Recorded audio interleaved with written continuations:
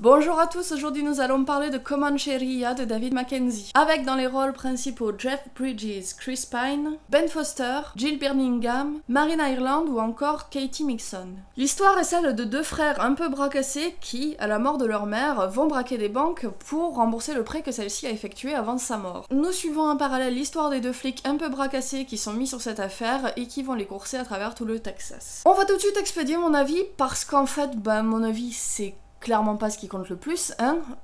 J'ai trouvé que c'était un très bon film, mais j'ai pas du tout aimé. Je ne me suis pas du tout attachée au personnage, j'ai pas apprécié les enjeux de l'histoire, et je dois le dire, pas mal ennuyée. Mais comme je vous le disais, je suis persuadée que c'est un très bon film, et je vais développer dans la suite de cette vidéo pourquoi. Je trouve déjà que c'est assez courageux de la part de David Mackenzie de prendre un genre aussi surcodé que le film de braquage, sous-type du polar, et de s'en réapproprier intelligemment les codes. On retrouve par exemple la sempiternelle scène de course-poursuite qu'il y a dans tous les films de polar du genre, mais qui va être détournée pour appuyer un moment dramatique et servir de point de rupture dans la relation entre les deux frères, plutôt que comme une scène d'action survoltée et dynamique. De même, les scènes de braquage à proprement parler ne sont ni très actives, ni très excitantes, ni très tendues comme on serait pourtant en droit de le croire. Au contraire, elles sont plutôt lentes, calmes, sans musique survoltée en fond sonore. L'utilisation intelligente des silences, le fait que le montage soit très lent et que les scènes soient très peu cutées participe à une volonté de créer du réalisme dans les scènes de braquage. En effet, on nous montre la face cachée des braquages, les petits moments nuls, les hésitations, les blancs, les ratés. Ce qui est très appréciable parce que c'est quelque chose qui est très peu vu et très peu exploité au cinéma. Le film se caractérise beaucoup par ce calme, cet aspect contemplatif et lent, ce qui semble être un choix plutôt étrange en vue du sujet. Certaines scènes ont pourtant une ambiance plus énergique, je pense à la scène du casino ou à celle du dernier braquage, qui vient ici créer vraiment de la tension. Ce qui fait que le contraste avec les scènes beaucoup plus calmes est d'autant plus marquant. On sent à travers tout ça que la volonté du réalisateur est beaucoup moins de nous raconter au final une histoire de braquage que de nous dresser un portrait de l'Amérique profonde. Une Amérique délaissée, misérable, moquée de tous, et pourtant fière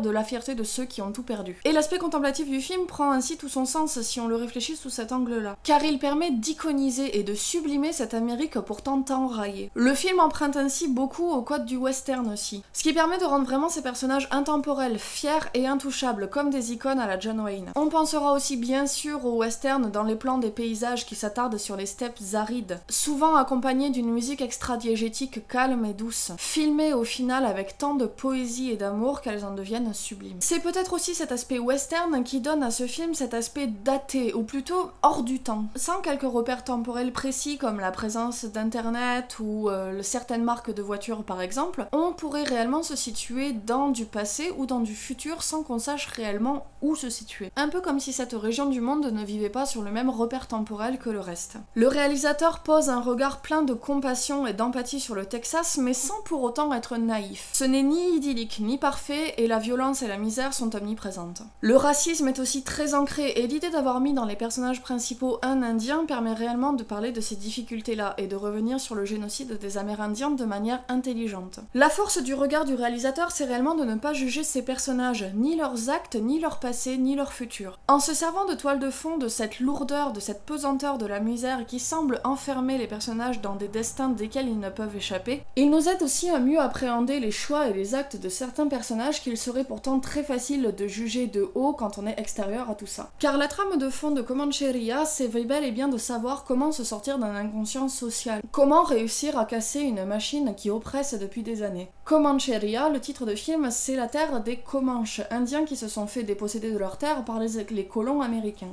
Colons qui eux-mêmes se font désormais déposséder de leur terre par les banques, banquiers qui seront eux aussi un jour dépossédés par plus puissants qu'eux. Les deux frères parlent même de ce poids de la misère comme d'une maladie qu'il faut guérir. Les braquages sont donc un moyen d'enrôler cette maladie et d'apporter la richesse à la famille pour enfin guérir de la misère. Une seconde quête liée à celle-ci s'ajoute. La volonté de recréer un lien familial entre l'un des frère et son fils, lien distendu depuis son divorce. À la fin, une des deux quêtes se voit accomplie, tandis que la seconde reste inachevée. Ce qui teinte ce final d'une touche un petit peu douce amère, ironique, qui nous fait nous demander si au final tout ça n'a pas été vain. Avec tout ce que je vous dis, vous devez penser que le film est un petit peu lourd et pathos, ce qui pourrait être avec un sujet pareil. Mais sa grande force, c'est de réussir à être aussi profond, à nous parler de sujets aussi durs que le génocide des Amérindiens ou la pauvreté en Amérique, tout en étant très drôle. Les personnages sont tous des archétypes, ce qui m'a personnellement dérangé, mais qui offre aussi un avantage, mais on n'a pas à développer trop leur caractère. En effet, on s'attend tout à fait au type de background et d'histoire qu'ils peuvent avoir, au type de réaction aussi qu'ils vont avoir. Comme la psychologie est ainsi assez vite expédiée et n'a pas besoin de réelles scènes d'exposition, le réalisateur a pu se concentrer sur l'écriture de dialogues qui sont eux extrêmement jouissifs et drôles. Beaucoup de blagues viennent alléger l'ambiance, qui sans ça peut-être serait un peu lourde, mélodramatique. Et les protagonistes ont tous des personnalités tellement déjantées que c'est un réel plaisir de les suivre. Ils se comportent même souvent de manière absurde tant ils vont à 100 à l'heure, et certaines de leurs réflexions ou de leurs choix nous échappent. En fait, ils sont tellement des archétypes cinématographiques qu'ils sont poussés à 100%, et que du coup, certains de leurs choix échappent à toute rationalité, toute logique, parce qu'ils sont des archétypes. Ce qui pourrait être un défaut par ailleurs dans d'autres films, mais ici ça colle tout à fait au ton du film. On prend tellement goût à leurs excentricités qu'au final, on comprend tout à fait pourquoi ils sont à ce point surécrits et aussi presque artificiels sur certains aspects. Je regrette peut-être le côté un peu univoque de certains personnages, le côté baroudeur macho qui fait des blagues un peu sexistes est un petit peu lourd par instant. Je trouve par contre que les personnages secondaires sont très intéressants et pour le coup assez peu archétypaux. Je pense notamment aux deux serveuses hautes en couleurs qu'on peut voir dans le film. La première étant d'ailleurs une nana grosse qui est présentée pour une fois dans un rôle positif et ça me fait vraiment plaisir de voir ça parce qu'en plus cette fille est très jolie, elle joue extrêmement bien avec une personnalité bien trempée, et la deuxième étant une vieille très acariâtre mais qui joue aussi extrêmement bien. En fait, les personnages secondaires semblent tout droit sortis de la tête des frères Coen et c'est ce qui les rend particulièrement attachants. Pour conclure, Comancheria est un film qui, sous des dolors un petit peu balourds et que l'on imagine très codifiés, nous prend totalement à contre-pied pour nous servir une fresque intense, dramatique, poétique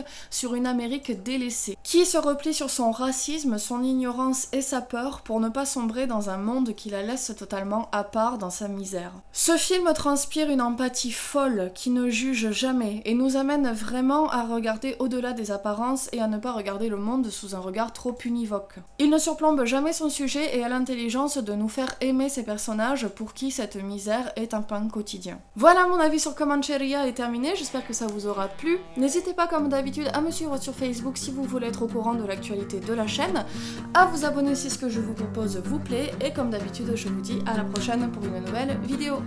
Salut!